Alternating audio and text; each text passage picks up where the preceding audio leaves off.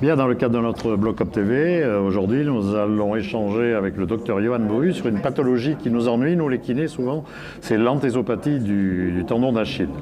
On sait que la rééducation, autant pour la tendinopathie corporelle, est relativement aisée avec les protocoles d'Alfredson et le protocole HSR, on travaille avec Centric, mais par contre sur l'anthésopathie, ce n'est pas l'indication d'aller étirer, ni de faire de la compression par les étirements. Donc on nous a proposé de faire les ondes de choc, mais personnellement je ne suis pas partisan d'aller taper vraiment sur l'insertion osseuse. Donc quels sont les moyens que tu peux nous proposer pour traiter ces tendinopathies d'insertion traînantes? C'est une vraie difficulté. La première difficulté pour nous, c'est diagnostic. C'est-à-dire que vraiment, il faut s'attacher à faire un diagnostic précis que nous donne la palpation tout simplement. C'est-à-dire qu'au-delà de l'interrogatoire, au-delà de la morphologie, du chaussage, tous ces éléments qui peuvent être des facteurs déclenchants, le terrain, l'obésité, l'utilisation, les maladies métaboliques, l'activité sportive, le type. C'est vraiment la palpation qui reste pour nous l'élément de diagnostic majeur. Pourquoi?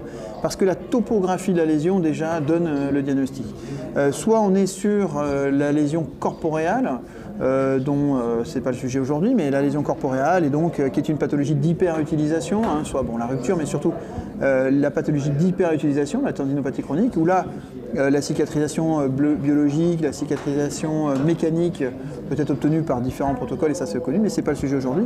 Mais surtout d'aller savoir si à la palpation de l'insertion, on va être sur l'anthèse, donc la zone où les tendons vont finir sur l'os, sur le calcanéum, sur la partie postérieure du calcanéum, ou bien dans la zone antérieure, et donc là dans la partie entre le bord supérieur du calcanéum et la face antérieure du tendon. Donc vraiment par rapport à la palpation, c'est fondamental, le corps et l'insertion. Sur l'insertion, donc l'anthèse qui est face postérieure profonde, et puis la zone de Haglund, où à la palpation digitale, on a cette douleur provoquée qui est retrouvée chez les patients.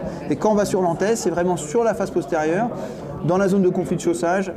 Et là, bien entendu, l'imagerie nous aide. Est-ce qu'il y a un problème osseux? La radio est indispensable. Calcification, conflit osseux, morphologie éventuellement du calcanéum. Donc, est-ce qu'on va dans une pathologie dite de la maladie d'Haglund ou bien sur l'anthèse? Si c'est l'anthèse, souvent il y a une calcification effectivement sur cette anthèse. Cette pathologie-là, elle peut être médicale, associée à des pathologies microcristallines, rhumatismales par exemple, et il faut traiter cet aspect médical. Et puis il y a la pathologie d'Haglund qui est plus qu'une pathologie, c'est un syndrome. Une association d'une morphologie particulière avec ces douleurs et cliniquement on retrouve cette zone-là. Mais attention, ce ne sont pas des valeurs angulaires qui nous donnent le diagnostic, c'est vraiment syndrome, le symptôme douloureux, la topographie de ce symptôme douloureux et la morphologie. Ça donne ça, cette pathologie d'Haglund si particulière. C'est ce qu'on appelle le calcanéum bossu. Exactement. Et au point de vue technique chirurgical, qu'est-ce que tu proposes alors dans les cadres, puisque c'est là le but de notre échange? Alors sur la partie Haglund, donc ce syndrome-là, une fois qu'on a fait le diagnostic, on a posé l'indication avec le patient, c'est une association. D'abord, est-ce qu'il y a ou pas une lésion tendineuse? C'est-à-dire, est-ce que le conflit se résume à simplement une bursite et une douleur conflictuelle, ou est-ce qu'il y a déjà une atteinte tendineuse? Et en fait, la stratégie technique va être une stratégie de réséquer l'os, ce qu'on appelle la calcanéoplastie ou ostéotomie du bord supérieur du calcanéum. Donc ça, c'est un premier geste, un geste osseux. Le deuxième geste, c'est retirer la bursectomie, de faire une bursectomie, donc de retirer cette bourse qui est inflammatoire et douloureuse, par similitude avec le conflit sous-acromial, je dirais, que l'on a dans l'épaule. Et troisième élément, le traitement de la lésion tendineuse. Et là, c'est très important parce que c'est ça qui a fait qu'aujourd'hui, on est revenu sur des stratégies à ciel ouvert alors qu'on était sur des stratégies arthroscopiques. Donc il y a 15 ans, on faisait à ciel ouvert. Il y a quelques années, il y a une dizaine d'années, on s'était mis à faire sa arthroscopie. Mais l'inconvénient de l'arthroscopie majeur, il n'y a pas de traitement de la lésion tendineuse. Ouais. Il ne peut pas être fait correctement, en tout cas, son exploration, son parage, et si besoin, la reconstruction ne peut pas être faite à ce moment-là par arthroscopie. Donc là, c'est pour ça qu'on est sur des stratégies à ciel ouvert, dont le premier temps, c'est donc la calcanéoplastie, la bursectomie et l'exploration et parage de la zone tendineuse, qui des fois va d'une telle atteinte tendineuse que le parage amène à un délabrement du tendon et il faut le réinsérer. Réinsérer. Donc c'est avec des ancrages? Alors la réinsertion, elle est d'abord, soit il y a une réinsertion simple, os-tendon, soit la perte de substance est importante et cette réinsertion s'accompagne d'un comblement de la perte de substance. Ah oui. par un apport tendineux. Soit une greffe du patient lui-même, soit une allogreffe d'un patient donneur, c'est ce qu'on utilise également. Donc ça va dépendre effectivement du parage. On enlève toute la zone abîmée et après on reconstruit. Et la réinsertion se fait préférentiellement transosseuse, donc on fait une tranchée osseuse.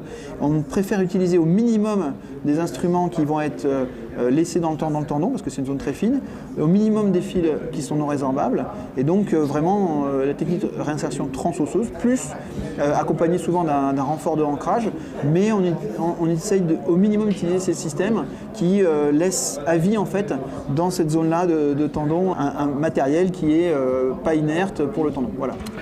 On parle de l'intervention de Zadek.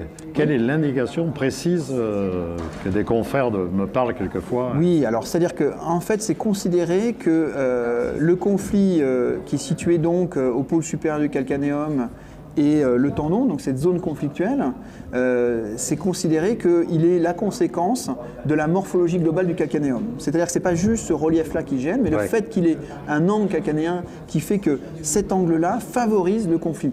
Donc c'est s'assurer que effectivement cet angle est pathologique, et deux, que le traitement par calcanéoplastie ne serait pas suffisant. C'est pour ça que l'indication elle est discutée, et de fait c'est un angle à ce moment-là extrêmement pathologique qui fait qu'il faut le corriger en associant.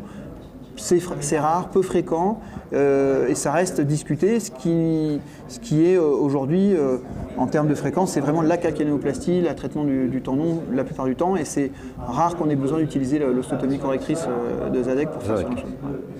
Bon, je crois qu'on a fait le tour un petit peu de cette pathologie qui nous ennuie quelquefois et pour laquelle je pense qu'il faut savoir orienter notre patient lorsqu'elle dure trop longtemps pour éventuellement calcification, maladie d'Aglund, dont le diagnostic est facile si on a la radio, bien entendu. Je te remercie, Johan, pour cet échange. Plaisir. Merci, bonne journée à tout le monde.